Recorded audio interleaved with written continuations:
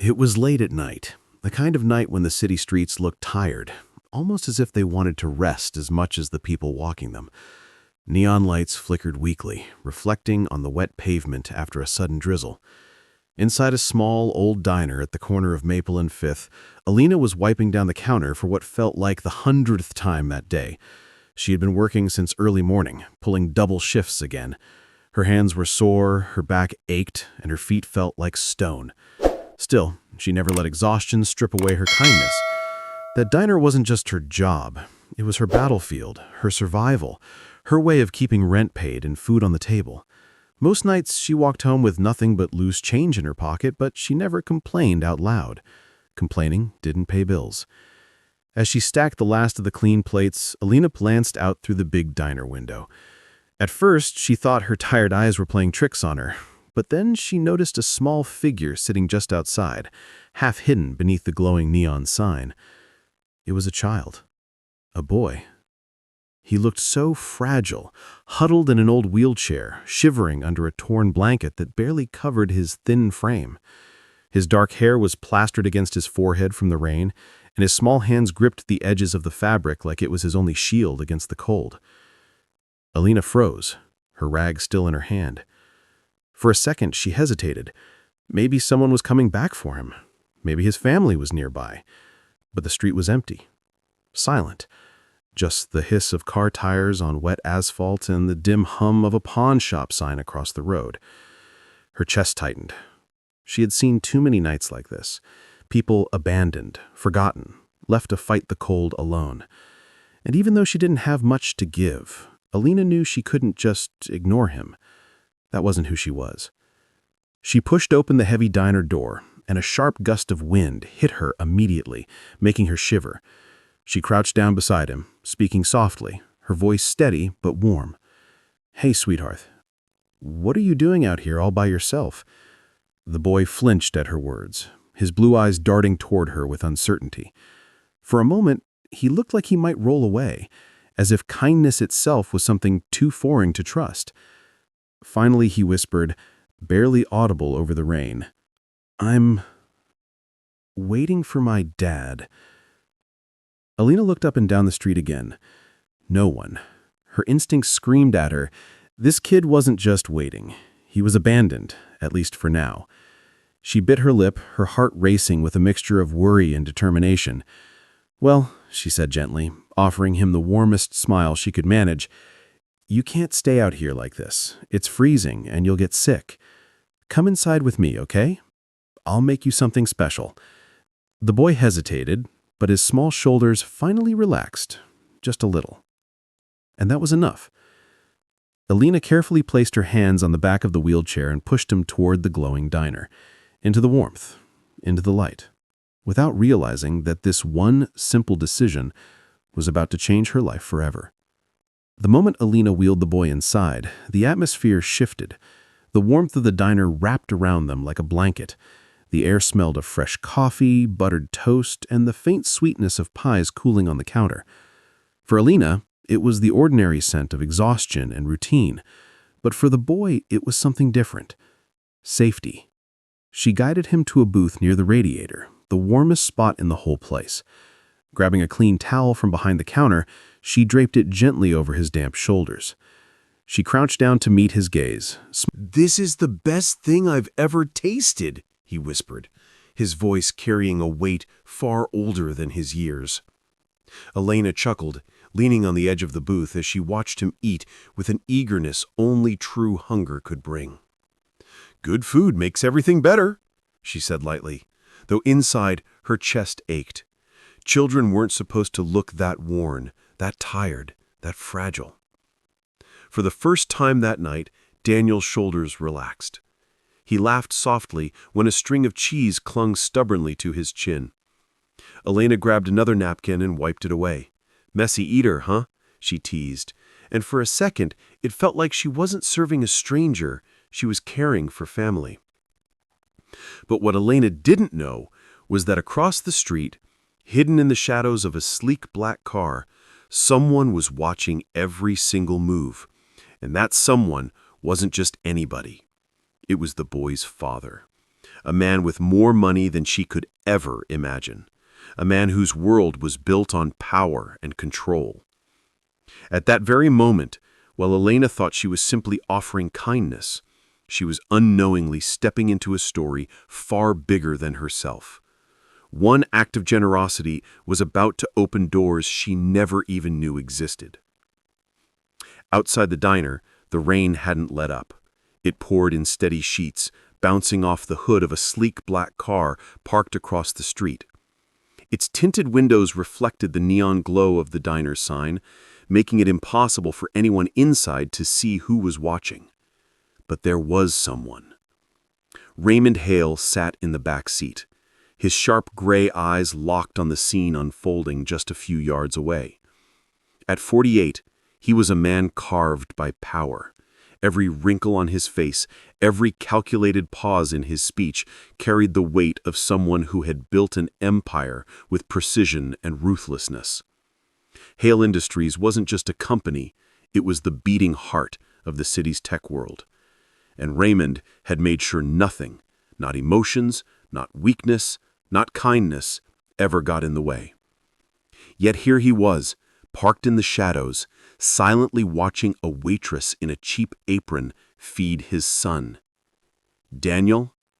Raymond's jaw clenched as he tapped his fingers on the leather seat. He hadn't meant for this to happen. A call with international investors had dragged on longer than expected, and he told Daniel to wait for him outside the diner. Just a few minutes, he had said. But minutes had turned into nearly an hour. And now, this. Raymond wasn't a man who believed in coincidences. Everything in his life was strategy, cause and effect, numbers on a ledger. And what he saw tonight wasn't charity. It was a debt. He picked up his phone, dialing quickly. A woman's voice answered almost instantly. Nora. Yes, sir. I need you at the Lexington Diner. No suits, no heels, just blend in. 20 minutes. There was a pause. Understood. And the target? Raymond's gaze didn't leave the window, where he could see Elena laughing softly as Daniel devoured his sandwich. The woman. Find out everything about her. Name, address, background. I want it on my desk by morning. He ended the call without waiting for a response. His grip on the phone tightened.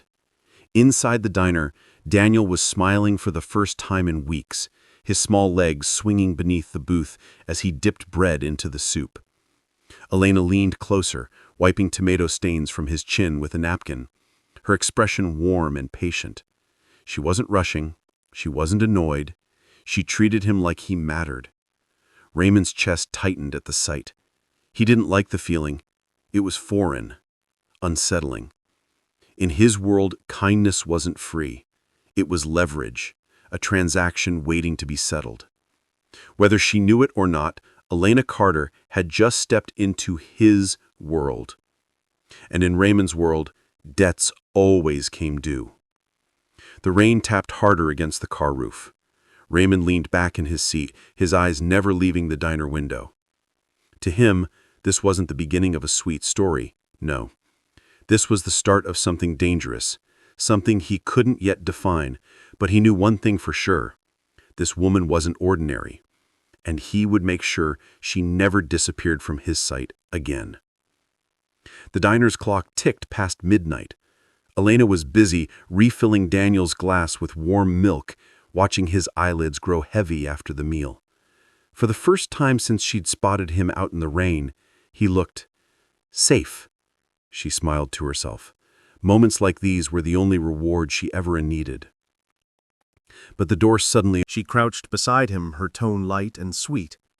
Hey, champ. Time to go. Your ride's waiting. Daniel frowned, glancing at Elena before looking back at the stranger.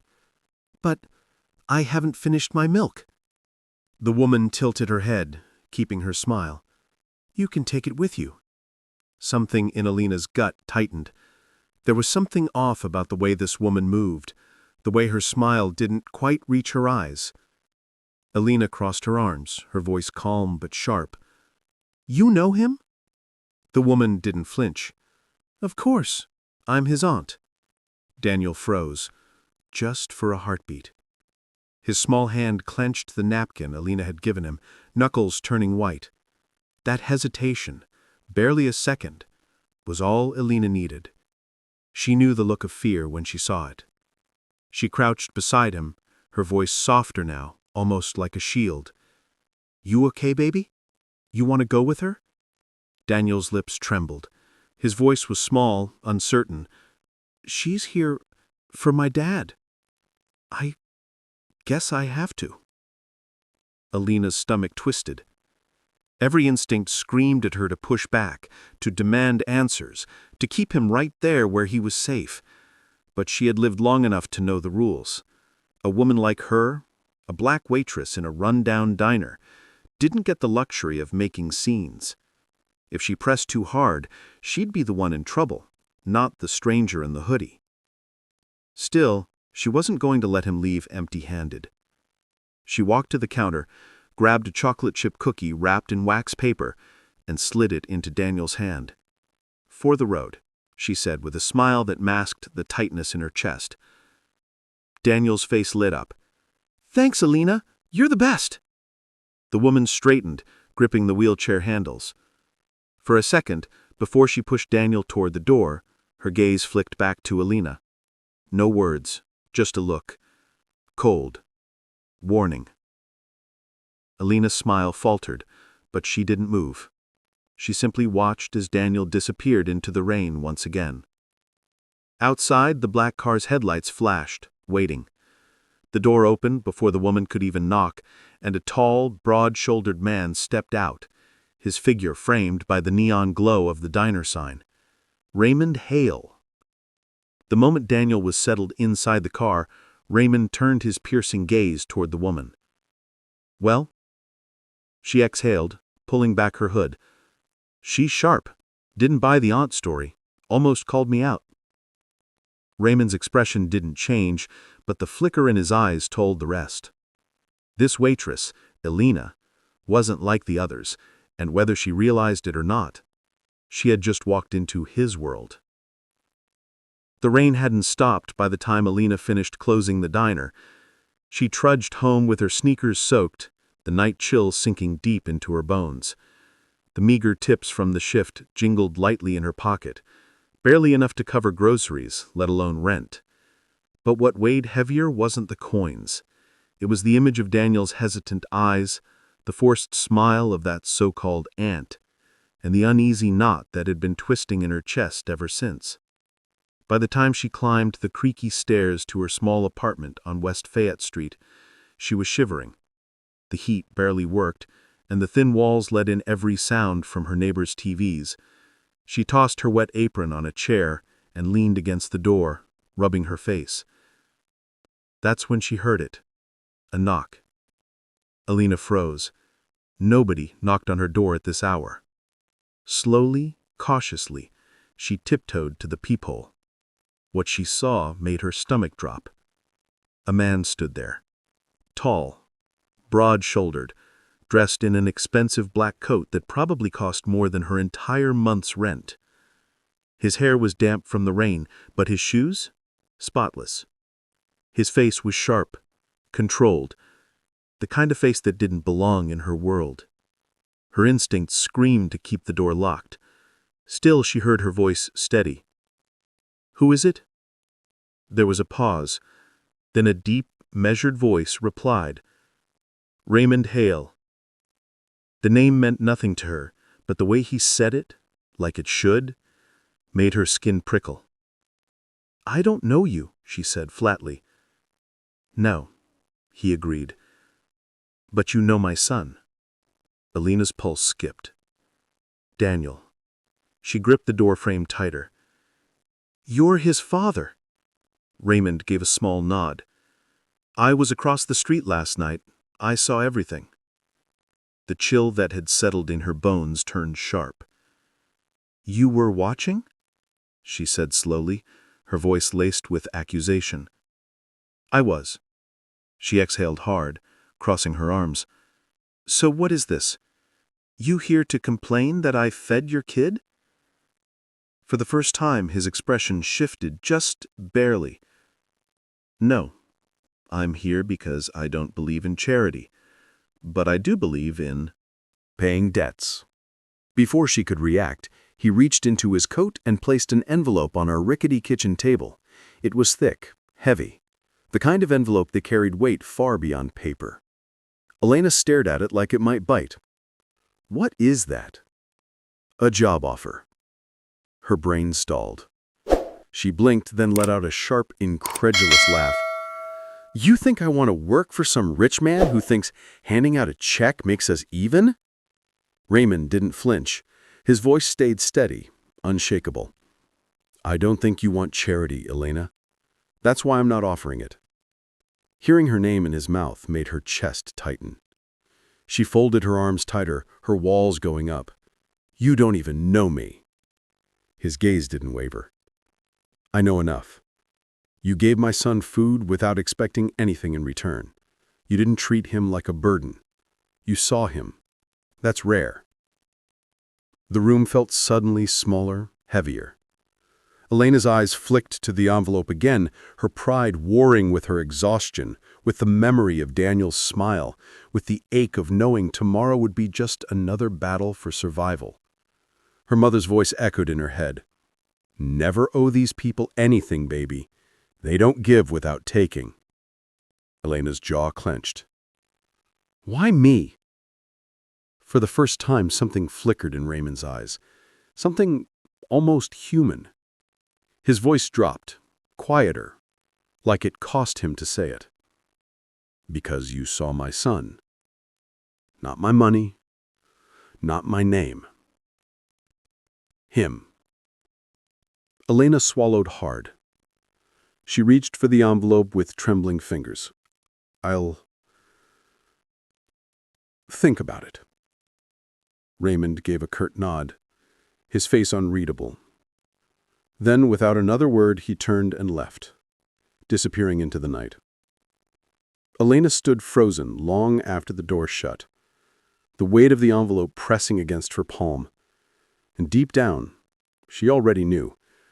She wasn't just thinking about it. She was going to say yes. The envelope sat on Elena's kitchen table like a silent intruder. All night she tried to ignore it. She made tea, turned on the old TV that barely worked, even folded laundry she'd been avoiding for weeks. But her eyes kept drifting back to it. Thick paper, sharp edges. Heavy enough to mean it wasn't just words inside, it was a future. She thought about tearing it open. She thought about throwing it straight into the trash.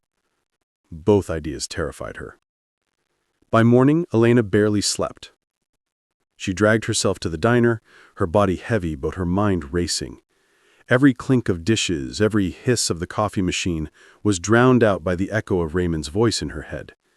"Because you saw my son." She tried to remind herself who she was. A waitress, a survivor. Someone who didn't belong in skyscrapers or boardrooms or the world of billionaires. People like Raymond Hale didn't offer jobs. They offered cages dressed as opportunities. But then she remembered Daniel's smile. The way his little shoulders relaxed when he ate the grilled cheese. The way his eyes had softened when I wiped soup off his chin. He was a child, fragile and alone in ways no child should ever be.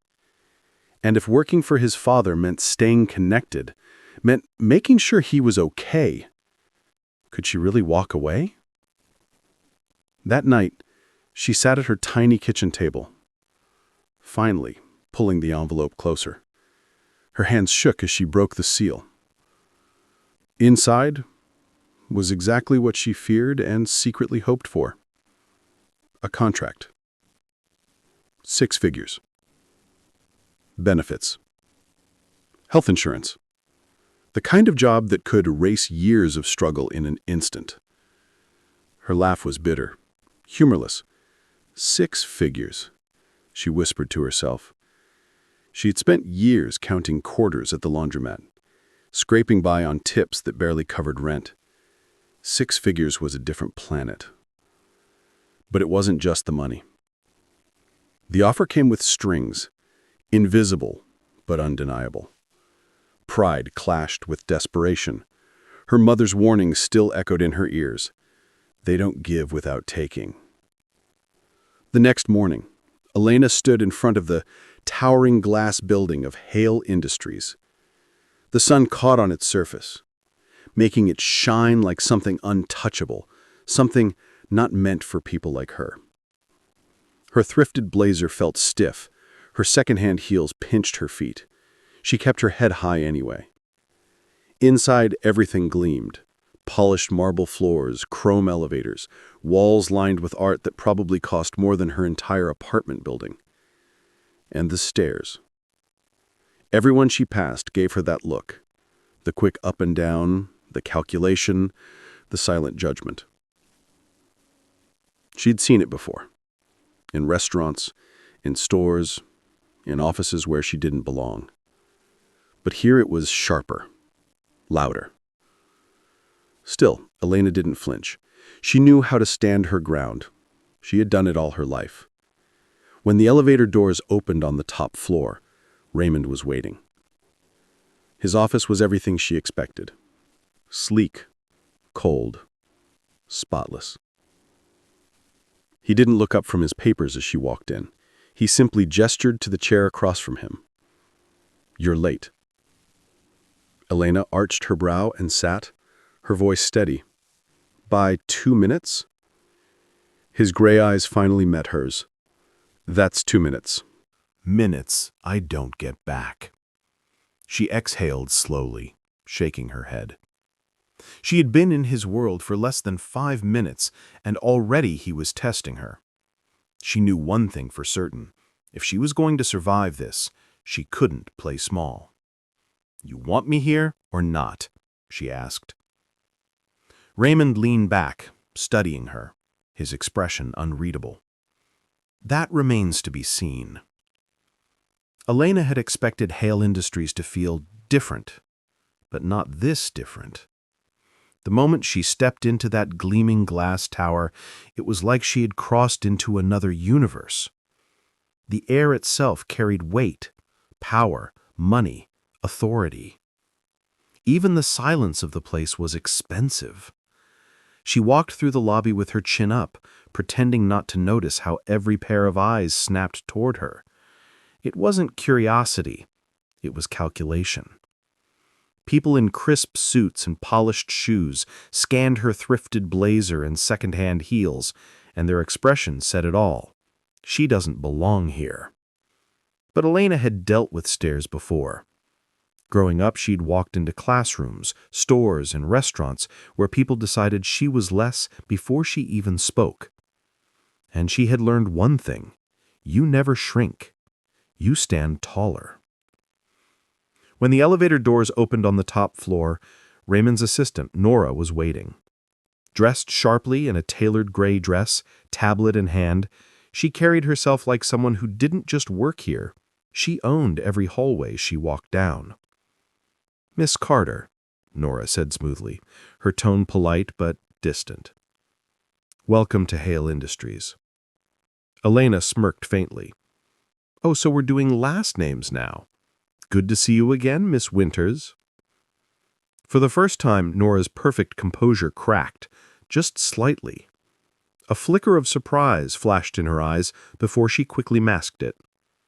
"Follow me." She led Elena down a corridor where the walls gleamed with floor-to-ceiling windows overlooking the city. Elena could see her reflection in the glass, walking beside Nora like they were from 2 different planets. One looked polished, controlled, untouchable. The other looked like she was just trying to breathe in this rarefied air. Inside Raymond's office, the man himself didn't bother with greetings. He was behind his pristine desk, eyes locked on the skyline. Without turning, he said, "You're late." Elena glanced at the clock on the wall. 2 minutes past the hour. She rolled her eyes and dropped into the chair opposite him. "You're still on that?" Raymond finally turned his head, his gray eyes narrowing just slightly. "Time is the only thing I can't buy back." "And yet," she shot back, folding her arms, "here we are, wasting more of it. For the first time, the corner of his mouth twitched, almost a smile, but it vanished quickly. He slid a thick file across the desk toward her. The Orion Group. They want to push through a contract to cut labor costs. That means outsourcing jobs overseas. Elena skimmed the first page. Her stomach sank. Thousands of workers, families, entire communities. And you want me to, what, convince them not to? Raymond's gaze didn't waver. I want you to do what you do best. Read people. Find the cracks. Use them. Elena leaned back, narrowing her eyes. So you brought me in here to charm billionaires into growing a conscience? No, Raymond said simply. I brought you in here because you understand something they don't. People who have nothing to use fight the hardest. His words hit her harder than she expected. For a moment, she couldn't think of a comeback. She hated that he could get under her skin like that. Before she could speak, Nora appeared again at the door. The Orion executives are waiting in the conference room. Raymond stood, buttoning his suit jacket. He looked down at Elena. Try not to be late this time. Elena rolled her eyes, but she pushed herself to her feet and followed him out. She could feel Nora's gaze on her back, sharp as a blade. That same faint smile on Nora's lips wasn't encouragement, it was a warning. Elena took a deep breath. She wasn't just a waitress anymore. She was walking into a boardroom full of sharks, and if she didn't learn how to swim fast, they'd tear her apart. The conference room was colder than the rest of the building. Steel, glass, and polished wood, all designed to impress and intimidate. Elena walked in behind Raymond, her heels clicking against the floor louder than she liked. 3 men in tailored suits were already seated at the long mahogany table. Their eyes flicked toward her, then back to Raymond, dismissing her almost instantly. The man at the center leaned back, his slick white hair gleaming under the lights. Philip Langford. Old money arrogance clung to him like cologne. He barely looked at Elena as he spoke. Raymond, good to see you. Let's get down to business. Outsourcing to Taiwan will save us millions and increase efficiency. It's not personal, it's just business. Elena's hands curled into fists beneath the table. Not personal. She'd heard those words before. Her landlord doubled the rent. When her mother lost her job at the textile plant, when families were destroyed so someone else could pad their bank account. She felt her jaw tighten. Raymond remained calm, his tone even. It will also destroy a workforce that has built this company for over a decade. Langford smirked, waving a dismissive hand. This is about numbers, efficiency. Sentiment doesn't pay the bills. For the first time, Langford's eyes slid toward Elena, as if finally noticing her presence. His smirk widened. And you are? Elena straightened her shoulders. Elena Carter, Hale Industries. He gave her a once-over, slow and deliberate, before chuckling under his breath. Sweetheart, I get it. You think we're the villains here. But you'll learn. This is just how the world works. Something inside her snapped. She leaned forward, her voice cool but sharp. All right then, let's talk numbers. She slid a folder across the table. Langford raised an eyebrow but opened it anyway. Inside was a breakdown of market trends, labor costs, and projections she'd been given to review just hours earlier. You cut costs now, sure, but in 3 years, when labor demands rise overseas, you'll be spending millions restructuring, millions rehiring, millions trying to fix your public image when headlines read, "American workers betrayed for profit." She tapped the page with her finger. That's not a guess. That's market analysis. You want efficiency? Then think long-term, or explain to your investors why your short-term greed cost them their long-term returns." The room fell silent. Langford's smirk faltered. He glanced at the file again, this time with a frown. Raymond said nothing. He didn't have to. He simply watched, gray eyes sharp, as if waiting to see how far Elena could push. Finally, Langford exhaled, his arrogance cracking just slightly. "We'll revisit the proposal." The meeting ended shortly after.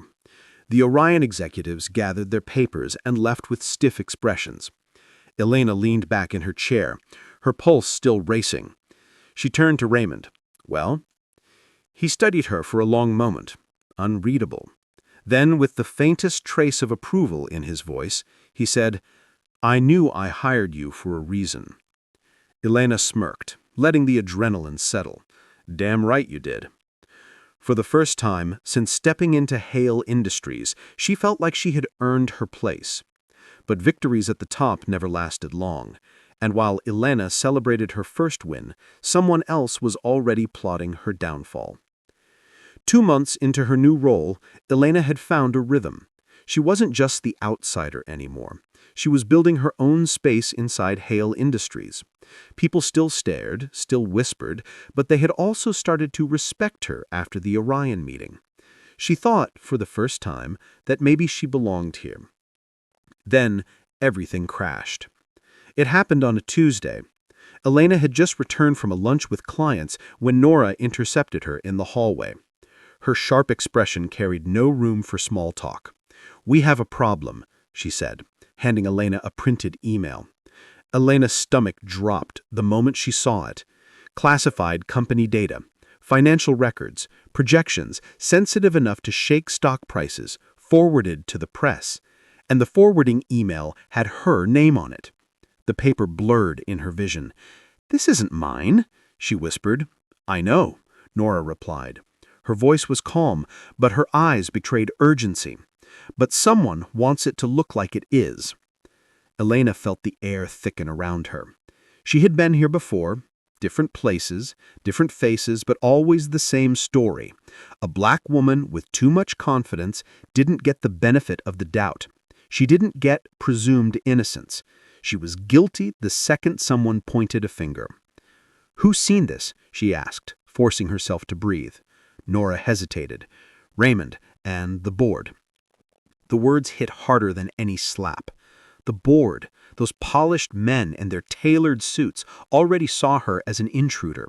This was all they needed to tear her out by the roots. Minutes later, she was in Raymond's office. His expression was colder than usual. His hands clasped on the desk, but his eyes, sharp and gray, studied her like he was weighing something heavy. "Tell me I wasn't wrong," he said quietly. Elena slammed the paper down in front of him. "This isn't mine." He didn't even glance at it. "I want to believe that, but this is serious. Stock drops, investigations, millions at risk." Her hands pressed flat against the desk as she leaned closer. "Then understand this. Whoever did this knew exactly what they were doing. I was the easy target, the outsider, the one no one would defend." Silence stretched between them. Elena's nails dug into her palms. "Do you think I did this?" Raymond's gaze never wavered. "No."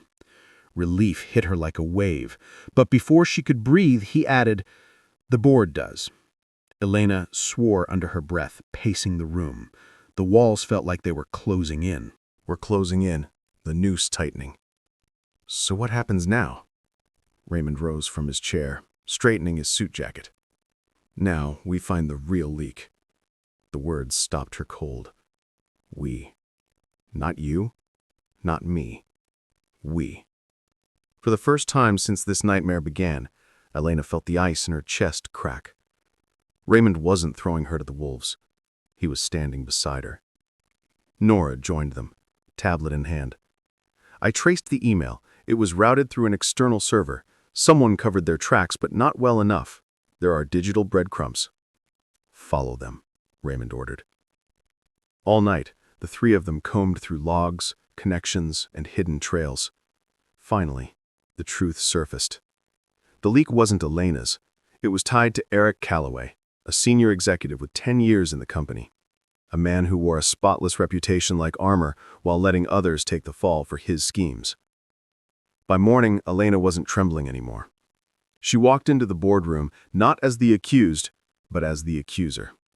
She placed a thick folder on the table and let her voice cut through the silence. You picked the wrong one. Inside were the traced emails, bank transfers, call logs, proof that Calloway had orchestrated everything. His face drained of color as the board flipped through the pages. And when he tried to call her bluff, Raymond's voice cut through like steel. She's not bluffing. In that moment, the room shifted. The board saw her not as an outsider, but as someone who had just torn down one of their own. Elena didn't smile. She didn't need to. She had won. But more than that, she had proven something to herself. No matter how stacked the deck was, she would never play small. 2 weeks after the boardroom battle, the dust had settled. Eric Calloway was gone. Terminated, disgraced, his reputation in pieces. The company was safe, the stock stabilized, and Elena had proved not just her innocence, but her strength. Standing outside the building one afternoon, she felt the weight of it all. She had walked into Hale Industries as a waitress in borrowed clothes, and now, she wasn't the same woman anymore. She wasn't just surviving, she was shaping the future. That weekend, she attended something far more important than a board meeting. Daniel's school graduation. The boy wheeled across the stage with a grin so wide it lit up the entire auditorium. His small frame carried pride much bigger than himself. When he spotted her in the crowd, he lifted his diploma like it was a trophy meant just for her. "I told you I'd make it," he said later, puffing his chest with triumph. Elena laughed, ruffling his hair. Never doubted it for a second. Raymond stood nearby, his usual icy composure softened. For once, there was no calculation in his gaze, only quiet gratitude. "You did good, Carter," he said, his voice low. She smirked. "Damn right I did." Daniel looked between them with a mischievous grin. "Are you two gonna hug or something?" Both adults groaned in unison. "Absolutely not," Raymond said firmly. "God, no," Elena echoed, rolling her eyes. Daniel just laughed until his cheeks hurt. Years passed, and with them, everything changed. Elena didn't just keep her job, she rose. From consultant to strategist, from strategist to leader, until one day her name was engraved on the door. Vice President of Corporate Strategy, Hale Industries. But titles weren't what defined her. What mattered was what she built. Under her guidance, the company launched ethical labor programs, invested in mentorship for young people who looked like her, and partnered with minority-owned businesses. It wasn't just business. It was justice, bit by bit. Across town, a new community center opened its doors. The Carter Hale Foundation. Its mission was simple but powerful. Education, jobs, and opportunities for the kids the world tried to forget. At the ribbon-cutting ceremony, Elena stood tall, as Daniel, now a college freshman, stood beside her, grinning like the boy she had once found shivering in the rain. He leaned toward her and whispered, "All this because you gave me a grilled cheese." Her chest tightened with emotion, but her smile was steady. "No, Daniel, because kindness always comes back." Raymond, standing just behind them, gave the smallest nod of agreement. For a man who didn't believe in charity, he had finally learned the truth. Kindness was never weakness. It was strength. And for Elena, the journey that began with one simple act in a rundown diner had turned into something greater than she had ever imagined. She hadn't just changed her life. She had changed his. She had changed theirs. And she wasn't done yet.